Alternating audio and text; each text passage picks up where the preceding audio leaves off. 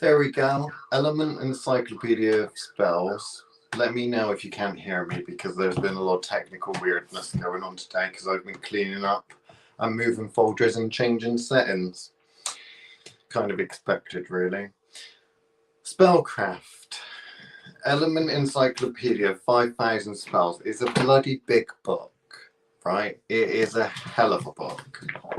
And it is, in fact, it says on the front, I quote, the ultimate reference book for the magical arts. Now, I wouldn't agree with that by any stretch of the imagination, but is it the only spell book you need? Because it's got 5,000 spells in it. Could this potentially be the only spell book you need?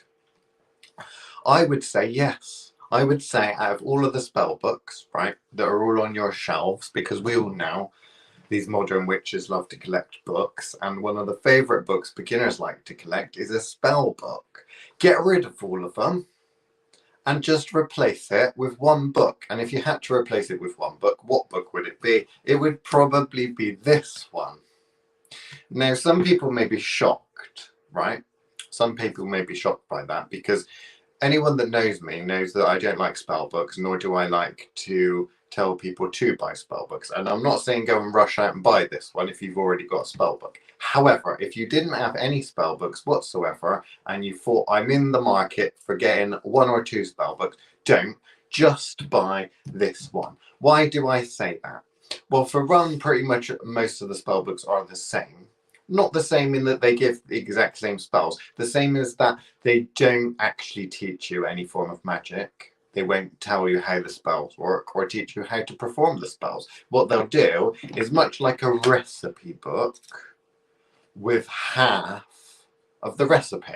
Because these books very, very much actually read like a recipe book. If anyone's looked at a recipe book from the kitchen for cooking and then they've looked at a spell book, they'll find much of the same thing. They'll find a list of ingredients, list of things you've got to go out and buy.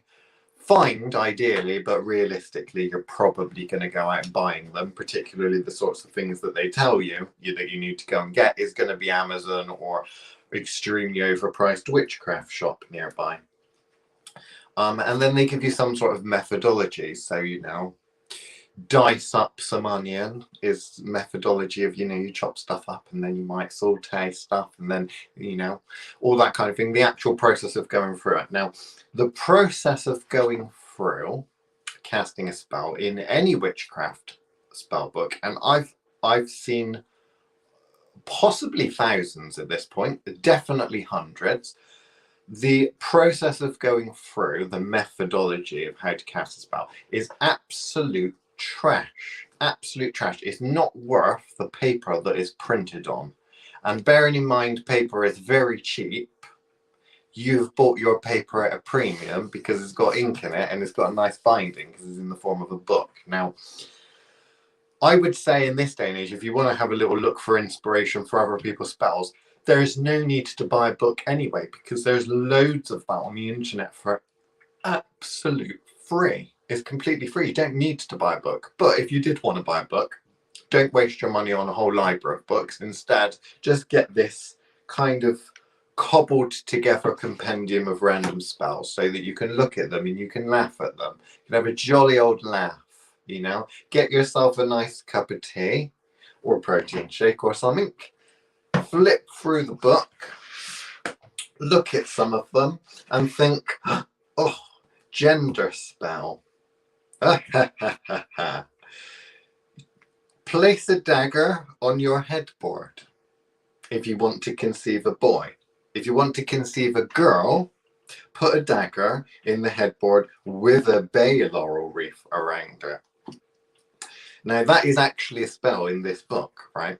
And when I say that we perhaps have a problem with the methodology, in this one, it doesn't even necessarily, well, it combines the methodology. It combines the method of what you actually have to do versus also the ingredients. So this, it just tells you to get a dagger and dagger in your headboard. How does that work? Well, the book doesn't tell you, obviously, what type of dagger, which way up it needs to be pointing, and whether you're going to grip fill it to the headboard or it's just some sort of temporary thing. Don't want to be sleeping under a dagger at night. Possibly not a good idea, is it? No, maybe not. I can imagine a lot of neo-pagans that have tried this before, and they've woken up in the middle of the night to find themselves being impaled by a dagger. Yeah, perhaps not such a good one for health and safety. But is it all bad? Is it all bad? Are spell books all that bad? Well, I'm gonna throw myself out there, put my head above the parapet, and I say yes, all spell books are just as bad as that. They're all bad. I suppose they do vary into what degrees of bad they are. Like, for example, colors. There are various colors of blue. There are various shades of black, right? There's really deep dark black, but then there's also like a grey black, right? Generally speaking, when it comes to shit is smelly. Yeah? Shit stinks. But it's difficult when you're smelling shit to distinguish between, is this really, really bad shit, or is this just generally bad shit? Because it all stinks. It's all nasty. Spell books are all crap. It can be quite difficult to distinguish between levels of crap. Okay. Now, I speak from a magical practitioner that teaches people how to perform magic, various different types of magic, is not just spell casting, obviously. But from my perspective, it's all about the teaching, because a magical practitioner that knows how to perform spells, make magic work, basically, they're not looking for someone to teach them that. They're looking to expand their skills, yes, but they're not necessarily looking for someone to teach them a spell via correspondences, which is exactly what spell books say. So they don't, if someone knows how to, I don't know, click their fingers and make someone die of a heart attack, or I don't know, the opposite, make someone have a happy moment, let's say, in the middle of the bedroom, right? Snap your fingers, something like that. If you're able to do that, do you need a spell book? What are you going to get from buying a spell book? Probably nothing other than the comedy value of reading through some of the, quite frankly, strange stuff it tells you to do in some of these. Okay. Now, that's a very harsh opinion. What for the beginner magical practitioner? Well, the beginner magical practitioner knows nothing. Okay, so what you're doing is you're saying, go and do this, and then if it doesn't work, guess you're not magic. That's basically what a lot of the takeaway for this kind of thing is. Now, I am inundated, and I mean inundated, like the most pathetically stupid questions I get asked. I'm not even going to say it's on a regular basis. I get several of these a day, I would say. If I do a consultation or if I speak to anyone, generally, if it's a new practitioner, the stuff that they come out with is, I got a spell book, or I read this spell, I lit this candle, I made this powder, blah, blah, blah, blah, blah. And it didn't work. And I say, why didn't it work? And they say they don't know. Now, they don't know because what they've done is they've done what the spells told them to do. What's this? Break up powder. Sometimes a significant relationship may have ended for you. Now you're waiting for the other person to come to the same understanding. So basically, if you've got a hanger-oner, a clingy-on person that you've basically cut all ties with, but they're continuing to stalk you and follow you in traffic, they need to get over you. Break-up powder is apparently what you need. Grind and powder the following dried botanicals: lemongrass, mullein, patchouli, valerian, and vetiver. So you get those and you grind them. Let's be fair, even if you had them growing nearby, the chances are, if you're a beginner, you probably wouldn't even be able to identify them. Hence why you'd probably go to a witchcraft shop that sells a tiny little bit of each at a ridiculously high price. It comes through the post, some of which is already ground, which is brilliant because you haven't got to do the grinding bit yourself, but maybe you do a little bit of a grinding just because you enjoy it. What's the next step? Sprinkle the powder in the pockets and shoes of the one whom you'd like to send packing. Now that's sending mixed messages, isn't it? You've told the boy or girl enough times, leave me alone, we're over, and then all of a sudden you invite them round your house and ask them to take their shoes off, and then when they've gone to the toilet or something, sprinkle a little something in it. Is this the creme de la creme of magic? I mean, is this even a good idea? Okay. For a joke, maybe I could think of funnier jokes if I'm honest with you. But I mean, it's the whole thing. I can't keep a straight face when I look at things like this. Now, the person that takes that will go away and do that, and then that probably isn't going to work. But if you ask them if it did work or if it didn't work, how did it work or how is it supposed to work or why didn't it work, they wouldn't be able to tell you because the book doesn't say. The book doesn't say. The book says take this and grind it together. Now, I've seen some really worse quality spell books out there, right? I've seen books that are actually books that say they're spell books that are basically catalogs. Okay, they think the people that want to make a lot of money from this craft, from the wannabe magical practitioners, what they do is they say, I've got me a shady, crappy witchcraft store or hoodoo store. We can read between the lines with this one, some of you will, I know. I've got me a shady store. I'm not selling as much bottled up crap as I'd like to. I'd like to sell a bit more. And although I'm getting a couple of people that are returning repeat business and that, and I have excellent branding and pretty little coloured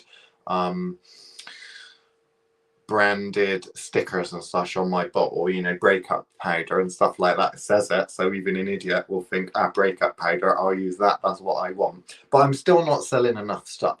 How can I go ahead and sell a little bit more? I know, the spellbook market. What if I release a spellbook or a series of spellbooks, right? And instead of putting spells together and explaining, here's the magic behind it, this is the specific techniques you need to learn, how these techniques work, why they work, and then applying them, incorporating them into spellcraft in general, i.e. instead of teaching actual spellcasting, instead what I'll do is I'll take me little catalogue and I'll group things together and I'll say something like break up spell, get you some breakup powder that you can buy from my shop. It'll be a branded one. It'll be super lucky hoodoo breakup powder. Get you some of that, which when you Google it will come up with my shop, you say. When you Google it comes up with my shop. Brilliant, isn't it? Don't have to say or put any branding on my book that actually directs you to my shop. Instead, when you Google these ingredients, it's going to come up with the homepage of my shop. But of course, that's a little bit going, we need to be a bit clever with this, because if my spell had just but one ingredient, the jig might be up there. So instead, I need to combine it with multiple ingredients, and ideally, they need to be other things that I sell in my shop. Get me the super lucky hoodoo breakup powder, and then get me a little statue figurine of two people. That would be it, because we basically, for a spell casting, we need at least 2 items that I sell in my magical shop, don't I? And I sell lovely little, well, they're not beeswax because I'm a chintzy magical practitioner with a chintzy shop. If I was a half decent one, I'd at least make beeswax candles, But these are just some ordered stuff that I've got from China. But I'm very careful to specifically use the names of the ingredients, the products in my catalogue that is a spellcraft, so that when the people Google them, they come to my shop, they add it to their basket, and they check out. What do you think, Mr. Chris? You're here. Have you seen this? I don't want to say the brand name of the company because I don't want to get sued, but it would be some sort of super lucky hoodoo company. I don't know what you're talking about, but if you want us to break up, Liam, just tell me. Okay, break up powder. But Chris, if I was to break up Yeah, and push you and everyone else out of my life away. I mean, if this was good stuff, because at no point, oh, I suppose it does say sprinkle it in the person's shoes, you know. But which shoes do I go for? If they're at a party, you know, that I happen to go to, do I just sprinkle it in everyone's shoes just so that I make sure it gets the right person? You know, I don't know. This idea of spell books drives me up the wall. What drives me up the wall more so, because I at one point thought that you couldn't get much worse than spell books for learning spell crafting, is the catalogue books, and there are some. Super Lucky Hoodoo Candle Magic. That's not a real book, at least I don't think it is. It may be similar to other such trashy books out there, but you get the book and you think, I want to learn a little bit of candle magic. Don't teach you nothing. Instead, it just says, here's a load of candle spells you can do with products from my company. Is this unethical? I think it's unethical, but you're an independent, unbiased person. Am I? That's the first time you've described me as that. Come on, answer the fucking question. It's a bit sketchy. It's a bit sketchy. There we go. We can quote Chris, an independent, unbiased person. It is a bit sketchy, mate. Right? Now, I'm not read through all of this book from start to finish. I am aware that there's a certain magical spell that I expect everyone to go home and try if they have the anatomy for that involves putting a certain live fish somewhere where the sun rarely shines. That is in this book. Okay. The boys won't be able to do it. They might have to adapt it. In fact, I would very, very much love one day someone to come along, because they always do this.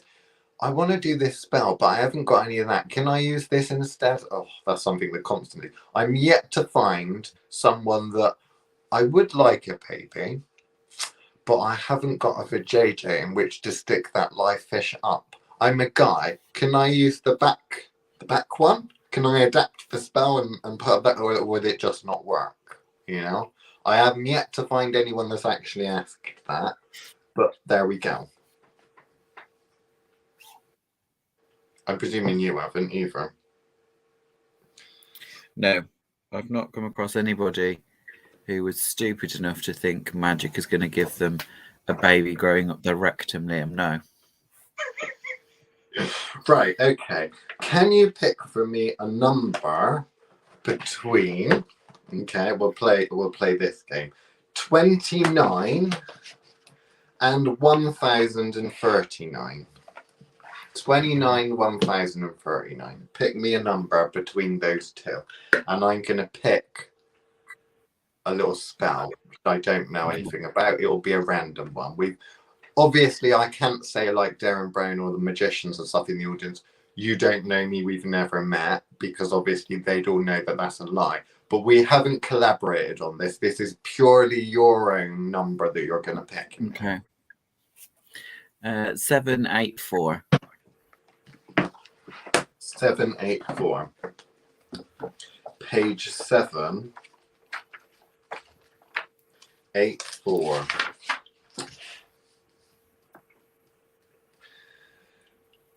Pick for me a number between 1 and 5. 3. 3. 1, 2, 3. Henna, spell, hide and seek. Okay. Sounds a little interesting, doesn't it? Not entirely sure what that means from the spell. I suppose it means that you're going to be really good at playing hide and seek. I don't know. A trick common to the subcontinent is to hide the groom's initials somewhere inside a design on the bride's body. A wedding night game of hide and seek can then be played. If the groom can't find his initials, proverbial wisdom says that the bride will dominate the match. Interesting. That's not really a spell, although it's a spell. That sounds like superstition. So it seems like this 5,000 spell, some of it may be padded out with general superstition. I suppose when you get to 1,000 spells, you start to lose the will to live. So you want to add a little something else, a little extra. If anyone Then would also I like to suppose add a page number in the comments, so I will look on that page number and I will give you your very own spell. It's probably not going to be any good, but just the bibliomancy kind of divination aspect of this is fascinating, because if you give me a page number, what type of spell will it be? Maybe it will be relevant to you, maybe it won't be. I find it fascinating anyway. So go ahead and write us a page number if anyone's actually listening. I know there's at least one person listening. Sorry, I cut you off, Chris. What was you going to say? I'm going to say the people that wrote this book obviously probably consider tarot to be witchcraft. So, oh, no, you're just being a nasty bitch now, aren't you? So to them, they're all spells because they involve intention.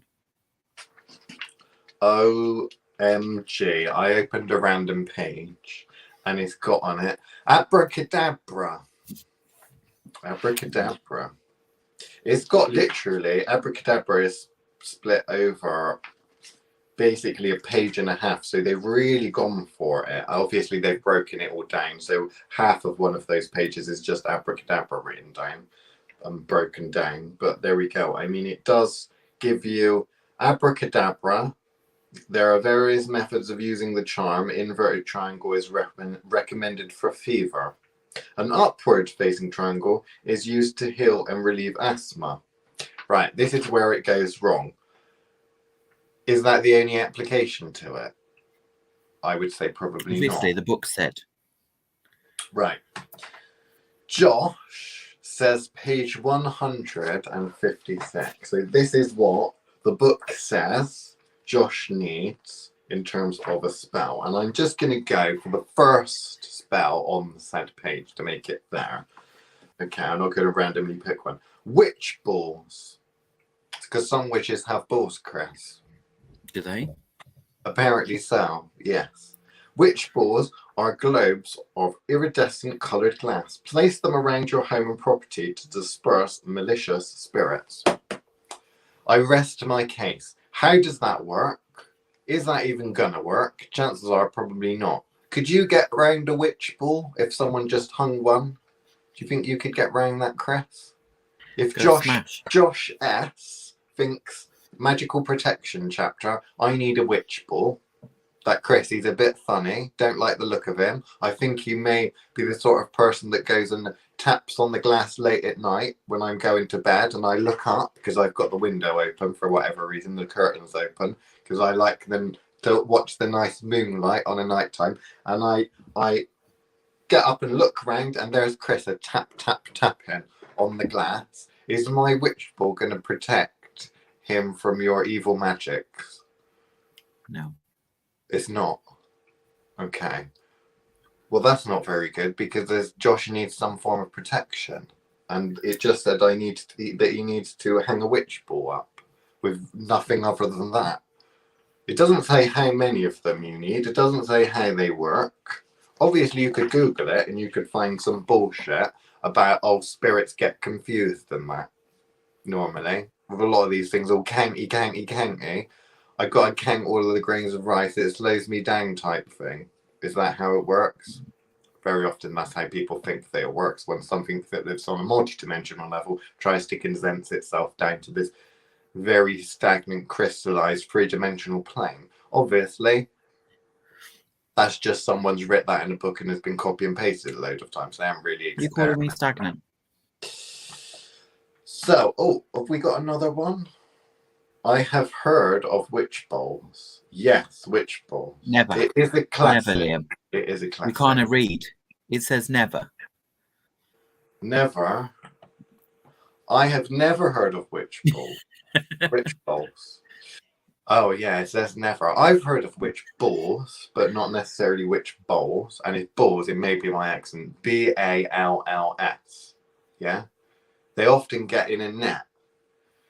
Like a single testicle hanging from the, curtain rail in your living room. I've been into a number of witches' houses and they've just got this glass ball, hung in a little you know, what would it be? Macrame? Is it macrame? Yeah, macrame. Hung there, and they think somehow that's going to protect them. Here's a little trick for you. Here's a little bit of gnosis. Okay, maybe personal gnosis, but I think most people would probably agree to me, with me. If you had a spirit or magical practitioner, okay, and you've stopped them in your tracks and protected yourself and your property from them by hanging up a witch ball somewhere in your house, the chances are they wouldn't have been powerful enough for you to actually be bothered. It would be like a fly in the house. You could just squat it quite easily. If that is the level of magical practice that you feel you need to go to hang a witch's ball to protect yourself, you're not going to be protecting yourself from anything that's realistically going to be able to cause any damage in the first place. It could just be wiped away quite easily. Now, there is a case to be said, I suppose, for, but I want to put my little bit of protection up so that I can see if anything's hitting against it. Because if I put my witch balls up and they all go cloudy all of a sudden, or smash or something like that, then I know something's happening. Some magical practitioners coming in and screwing about. Now, there's a couple of problems that I have with that. One is that if they know you've got a witch ball or something like that, then they're going to get around it. You know, like when art thieves break into an art gallery and they, do the magic in that with the cameras. They take a little picture and put it in front of the camera, or they hack into the security system or something like that. A magical practitioner will be able to get around that, not necessarily forcing its way through, right? But will be able to get around it and negate it so that you wouldn't even notice. It doesn't destroy the protection, it just goes around the protection, right? So that's one thing I have a problem with. It's the fact that it doesn't even help as an early warning system necessarily. It does help from a witchy aesthetic though. And it can potentially help if you're not looking at protective measures like that as the form of protection, like a lot of these books will say, protecting yourself against something. If you think of it more like an extractor fan, more like a cleansing operation, which sometimes gets put, cleansing and protection can be kind of, married up together. It could potentially work a lot better as a system for cleansing, not necessarily as a system for protecting, like a barrier, because it's just too easy to get round. Someone says that theirs has exploded. Yeah, theirs has exploded probably because of a brute force attack, some kind of tsunami, some kind of wave.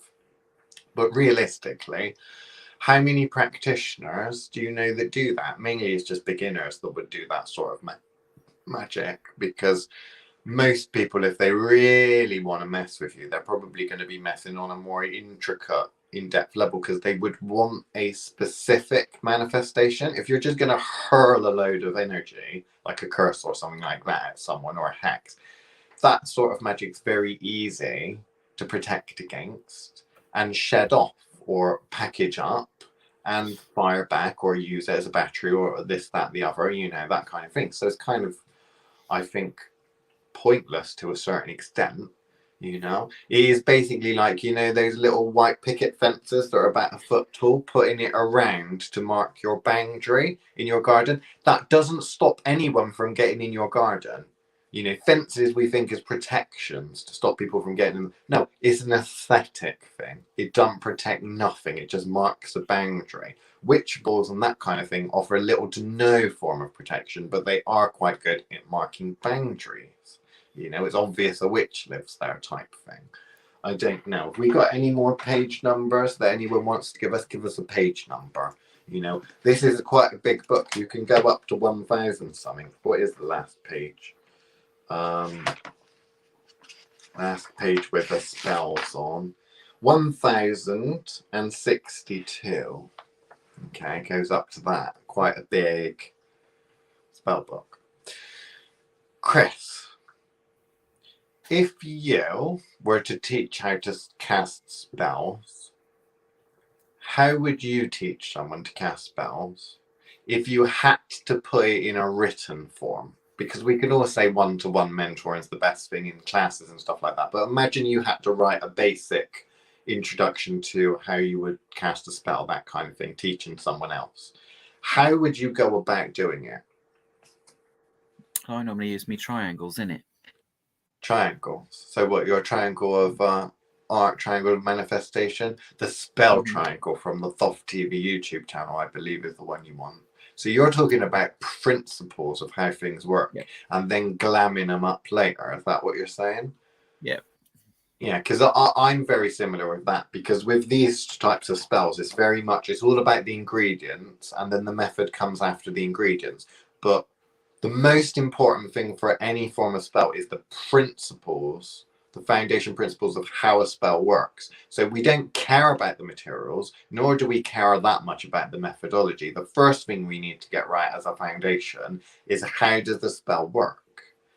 What are the principles at play? When you learn the techniques and what those principles do, the rest, to a certain extent, is an artistic flair, I would say. So the ingredients and that, yes, you can select them, but before you select ingredients to flavor your cake, because you're making a cake, you need to understand what a cake is and how you make a cake. Before we decide to make olive bread, we first need to understand what is bread and how do we make bread. And spell books are all about the artistic way it looks. I get a nice candle, I make this little powder or this oil. They're more about that. Some of them go into the deployment method. So that powder one I gave earlier is like, I like the idea of sprinkling it in the person's, you know, general vicinity, so it sticks to them, it interacts with their energetic bodies, energetic fields. Obviously the spell book doesn't tell you that, it just tells you to go and put it in. But the principles behind the magic, because very often I tend to find when they understand the principles, their own creative mind will tell them the rest. And that's where you get so many different witches all using the same principles, but they'll use them in different methods. They'll dress them up artistically using candles, powders, oils, potions, lotions, I don't know, physical gestures, sigils, all of that sort of thing. But there we go. Have we got any questions? Oh, we've got a couple. So someone says number 42. Number 42. 42. Oh, to program or charge a crystal. Okay. Cleanse the crystal using the most suitable technique. Right. Hold it in your hands. Clear your mind. Easier said than done. When you feel that your energy and that of the crystal are synchronized, state your intention, Chris, because it's all about the intention. Obs. Goal or desire clearly, lucidly, and succinctly. Repeat it until it feels right. Speak out loud if possible. When charging feels complete, put the crystal down and consciously detach your attention from it. So that is a spell for how to program or charge a crystal. Now, it doesn't give a huge amount of input as to how that works. It just tells you to go away and do it. That would be what we would call a technique. But I'd say, to a certain extent, is half a technique, because that technique is telling you to go and do something which may or may not have a result, but is not telling you how that technique works or how to apply it. So charging a crystal, you know, there may be a little bit of information in other places in the book as to how, you know, why you might use crystals and stuff like that. But ultimately, charging it, what does that mean? Power source. What can that crystal now do? What can it do? If I charge the crystal and say, okay, someone very dear to me has breast cancer, I'm going to go and charge that crystal and I'm going to do what with it? Is that going to cure the breast cancer? Is it going to fix anything? Is it going to do anything? Right? Some people will look at that and think, well, actually, it's not bad. It's not bad an explanation for how to program or charge a crystal and activate gemstones and stuff like that. But when you really think about it, this is a spell book for people that have never done anything like this before. So it's not telling you what to do. It's not telling you the limits of that magic. It's not telling you the limits. And there are limits because it's going to depend on the person and their understanding of that magical practice. Programming and charging a crystal is great, but you need to understand your own limits as well as the limits potentially, or the suitability, I would say, of the crystal that you're using as well. But that comes with understanding on a deeper level. And these books, spell books, are extremely superficial. Now, if I wanted to talk about how to charge a crystal so that people actually understand it, I could write an entire book on that and scratch the surface of it, but it would give you enough of an understanding on how to go away and do it, as well as offering up different techniques. And ideally, something that witchcraft books very often don't, and spell books certainly don't give you, is experiments. You know, there are a couple of other ones. 84. We like the low numbers, don't we? These people are liking the low numbers. Page 84.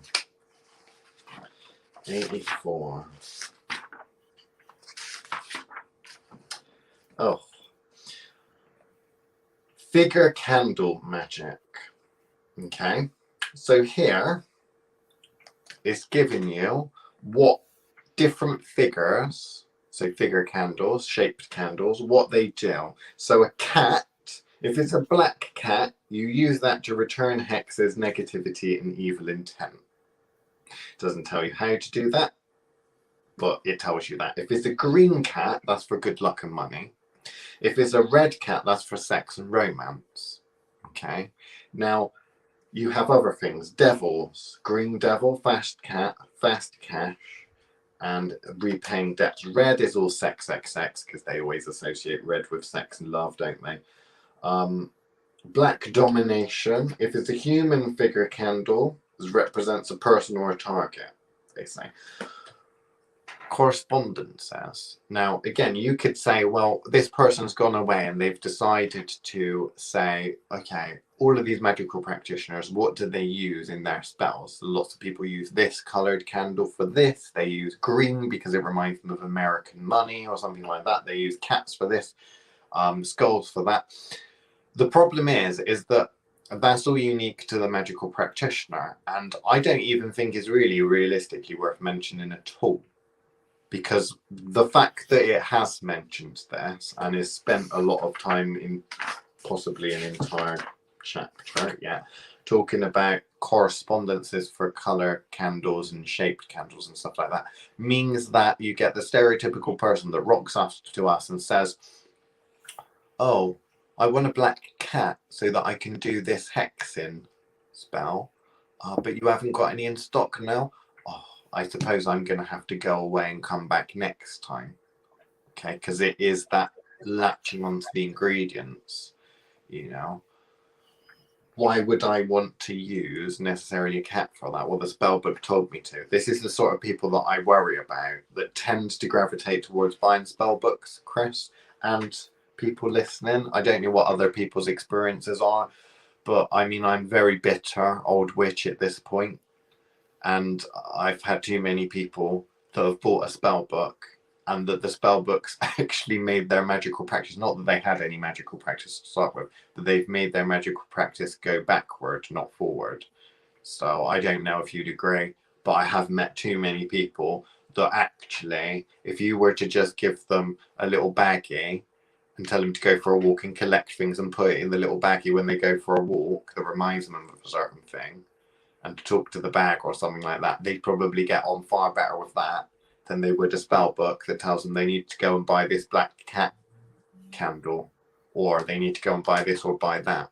It's all about a shopping list. It's all about ingredients. It's all about witchcraft shops and witchcraft authors releasing this cobbled together correspondence crap that feeds into, I'm not saying or shitting on capitalism in general, but I'm saying it's feeding into this pointless spending, is what I would call it.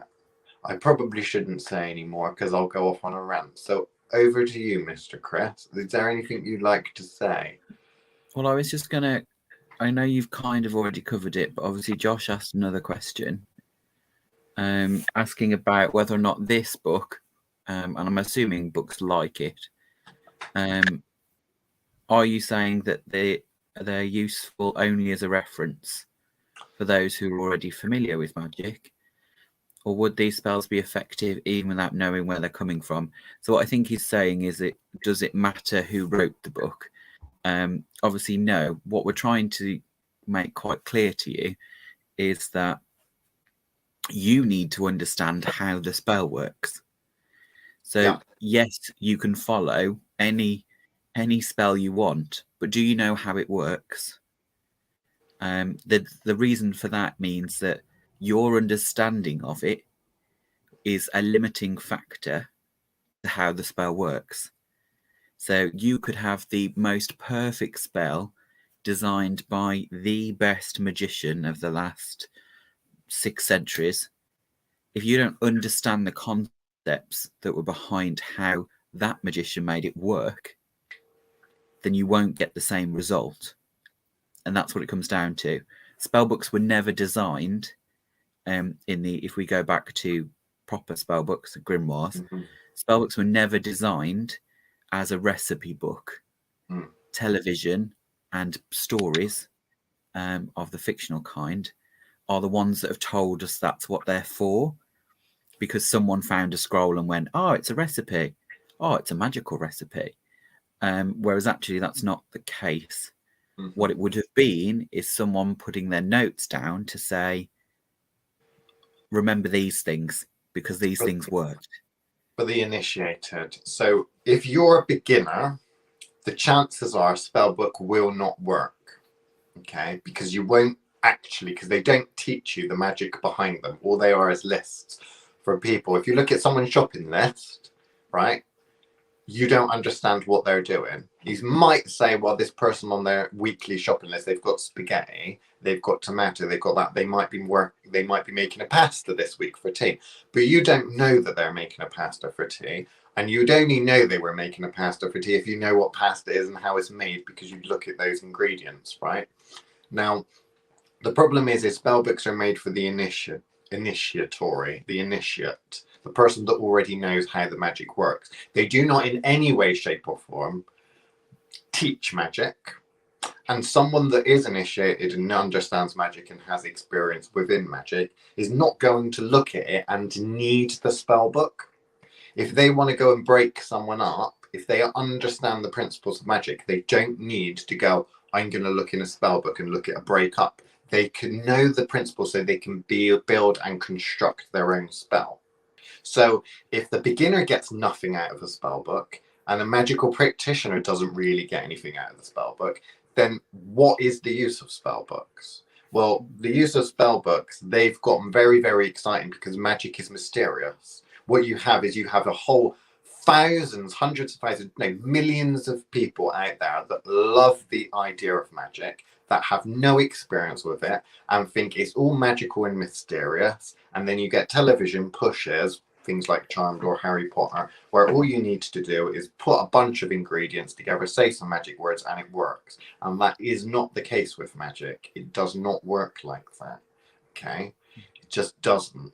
So when you have spell books, they push the idea that you get a bunch of magical ingredients together that work magically, that we don't need to understand how they work. We just put them in addition, light them on fire or something, and then it suddenly miraculously works. And that's not the case. The only time I've ever found a magical practitioner get any use out of spell books is when they flip through it, and it's like looking at another person's recipe for lasagna when you yourself make great lasagna. You look at it and you think, oh, they've used a little bit of that in there. Oh, they've used a little bit of that in there. I might add a little bit of that in mine. But what they don't do is they don't look at it and say, I need to learn how to cook. I don't know how to cook. I've never cooked this before. I've never cooked that before. Instead, what they look at the recipe, they look at the, magical spell book, and they think, interesting approach. And they take from it what they will. I've never seen a magical practitioner in my entire life look at a magic spell book and do it word for word, the same as what the spell book says. They look at it and they think, this is someone else's work. I'm going to adapt it. As well as the majority of the time, I'd say 90% of the time, whenever someone has ever got a spell that doesn't understand magic, they've done that spell and it hasn't worked. So that's 90% failure rate, which is extremely important if we want to keep magic a secret. I love how you pull imaginary statistics out of. Well, out it is. of It's thin air. 90%. It's 90%. It is. Of magic, of people that have tried spells that I've met. Okay, there's a small percentage of people and an even smaller percentage of people that really do it really, really well. So I'd say around about 10% of people that I've met that have managed to get spells to work. And I'd say just 1% of that 10% managed to get them to work effectively. What that 10% manages to get is a partial manifestation. What the 90% get is fuck all. I know how statistics work, Liam. I know how you come to figures. That's my opinion. It is your opinion, yes. I'm not dissing your opinion. I'm just pointing out that it makes it look like you've actually done some math, and we both know you hate math. I've done math. I'm good at math. So what I don't think we've. Correct me if I'm wrong. I don't think we've ever mentioned this, but on we the got whole spell book coming out. No, on the correspondence point of view.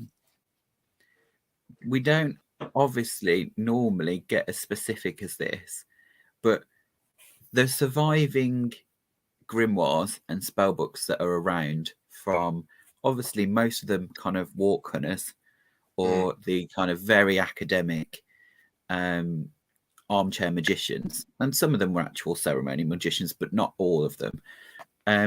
Those are where we get the majority of your correspondence from. So if you imagine like Liam making his sweeping statements just about statistics, that's essentially what has happened with modern correspondences. They've gone 90% of the time when someone's done a love spell, they have used rose petals. And then that's suddenly become this part of this list of things that get used. And then you wonder why something like rosemary or frankincense is on every list. And there are reasons for them being on every list, is because they're not actually anything to do with the intention, for lack of a better word, of the spell. They're there as a power ingredient, or they're there to focus something specific out of the other ingredients that are there. But none of that's explained. It's all assumed knowledge that you have. And whenever you now go and look at a correspondence list, have a think about where you think those correspondences have come from. Have they come from, mythology, where actually lots of people culturally use the heart shape for love magic? Is it that kind of level of symbolism?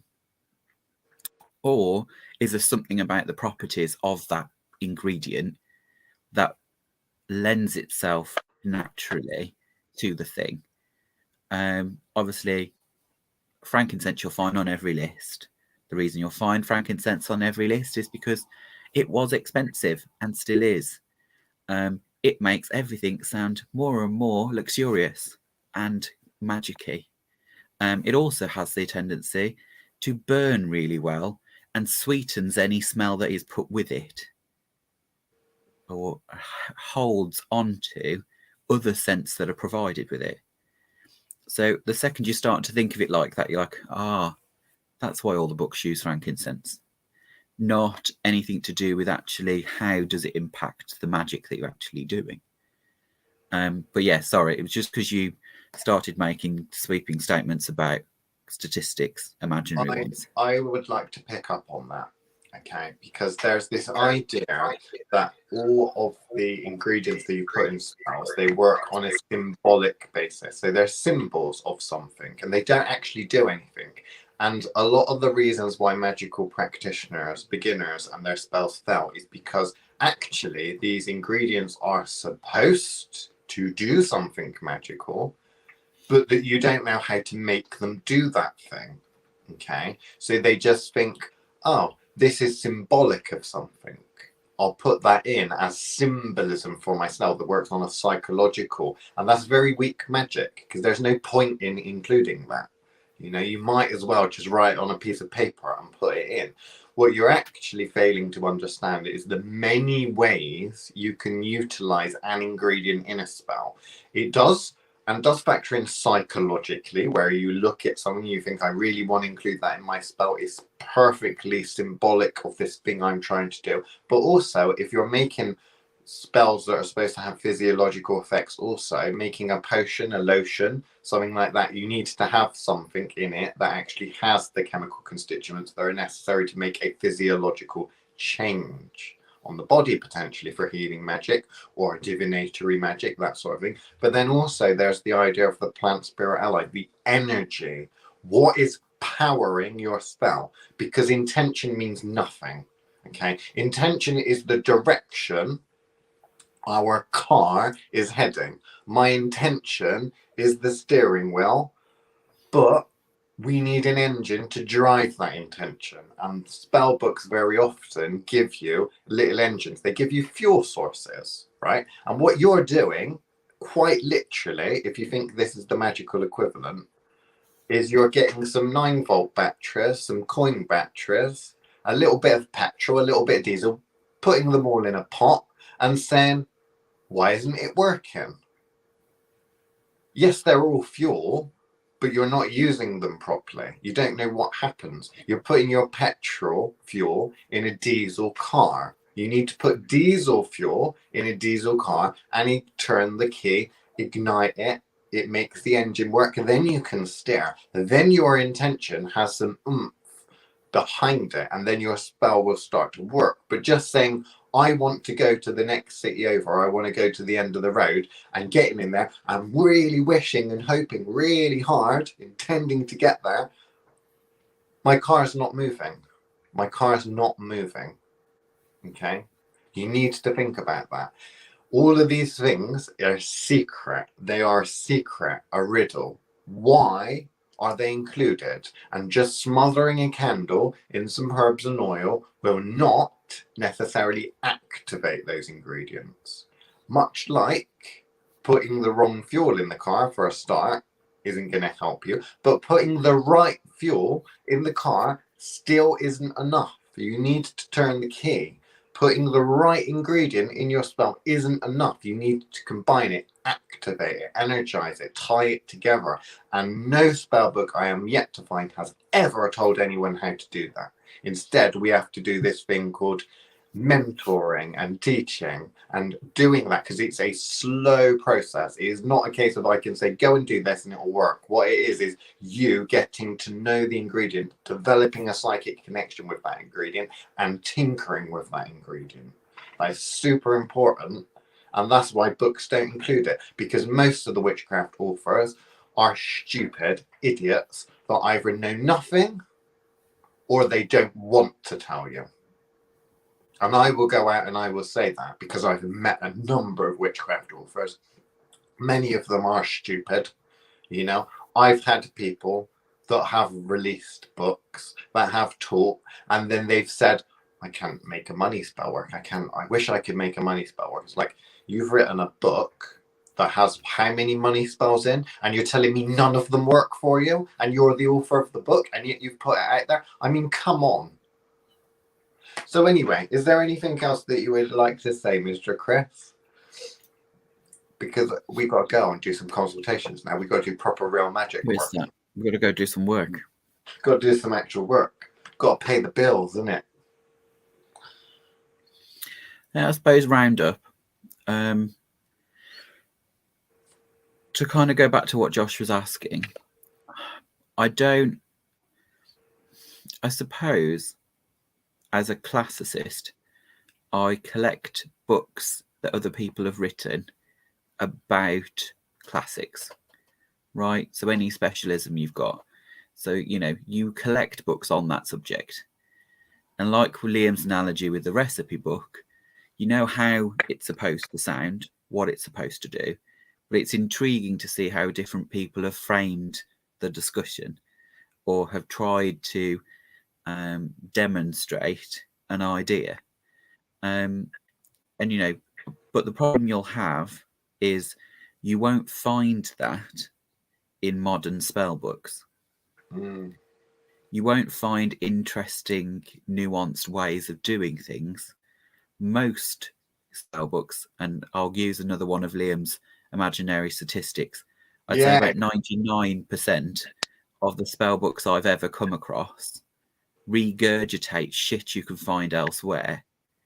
So there is that kind of part of, I wouldn't use them as a guide. I wouldn't necessarily use them. If you're going to go and want to use something in that way, like Grandma's old recipe book, then yes, you're going to have to look at the old grimoires, which unfortunately for you either won't be translated and will be in Latin or other archaic languages that you don't speak, and where you can go and find bits and pieces, or you're going to be reliant on somebody else's translation, which is the dangerous part about it. If you're stuck in that situation, I say start with the pictures.